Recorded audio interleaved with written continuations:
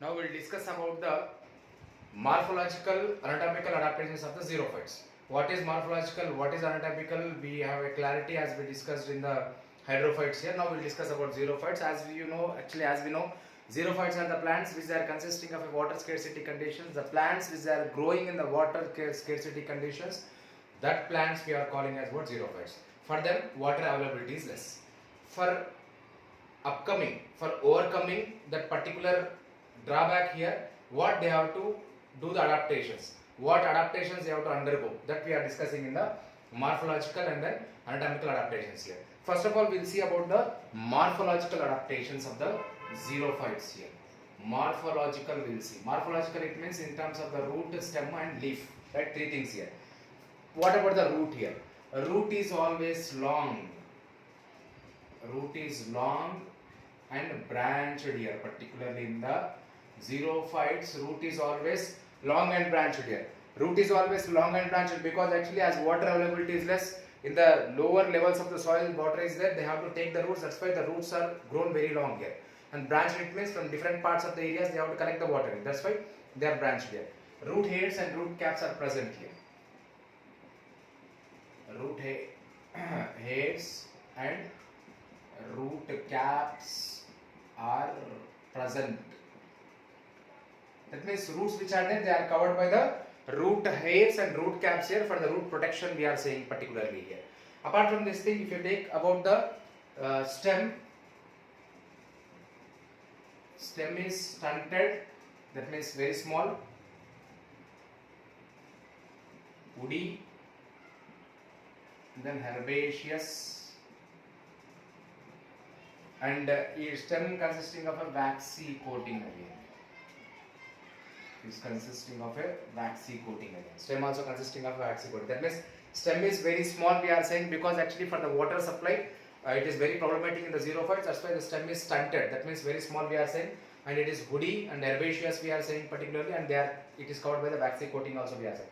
In terms of the leaf here, particularly leaf, it means what is happening here? Here leaf is changing in xerophytes because actually in the xerophytes as water availability is less. If the leaf undergoes a transpiration, then what will happen?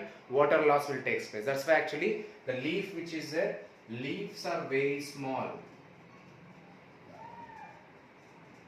Leaves are very small, we are saying. That means the surface of the leaves are very small and they are scale leaves are present. Scaly, the scales are present here particularly. And then here some leaves which are there, they are consisting of very less petiole. That actually leaves are very small here, spine-like structures are there, the petiole is present also, very less petiole we are seeing in the leaves, very less petiole. Then some leaves are converted as a spines to avoid the transpiration. Some leaves are converted as a spines to avoid the transpiration. This is about the morphological adaptations. If you see the anatomical adaptations particularly of the xerophytes now, anatomical adaptations of the xerophytes here. Anatomical, what we are discussing in terms of the epidermis, right? In terms of the epidermis, cuticle here. First of all, we are going to discuss about the cuticle. Epidermis is always lined by the cuticle perfectly. Epidermis is covered by the thick cuticle. Thick, not thin, thick cuticle here. Because to avoid the water loss, it has to be covered.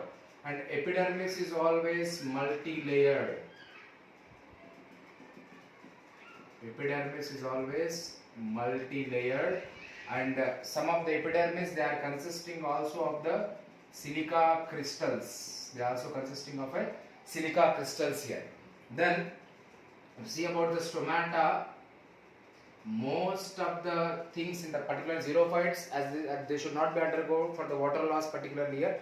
Stomata which are there, the stomata is maximum confined to the lower layers. That means lower epidermis. Stomata confined to the lower epidermis, and we are calling it as a hypostomous condition. It means lower layers only. That means downside. To avoid the water loss here, stomata is confined to the downside here. In some plants particularly here, stomata present in pits. Present in the pits particularly. We are calling it as sunken stomata. Sunken stomata we can see in the anatomical adaptations of the xerophytes here. And very important point particularly here, actually what is happening here, mechanical tissues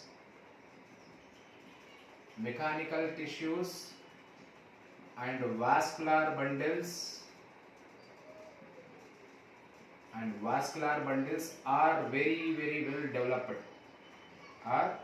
well developed because actually mechanical tissues are well developed for providing the structural support to the xerophytes here. And vascular bundles, xylem should conduct the water compulsory as the water availability is less.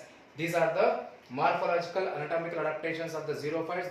It is completely opposite to the hydrophytes here, because for the xerophytes what is happening, actually water availability is less. For them water is not available, that's why they have to adjust, they have to do the adjustment according to the environment to conserve the water here, to protect the water levels which they had. They have to do all these adaptations here. These are the morphological and then anatomical adaptations of the xerophytes particularly.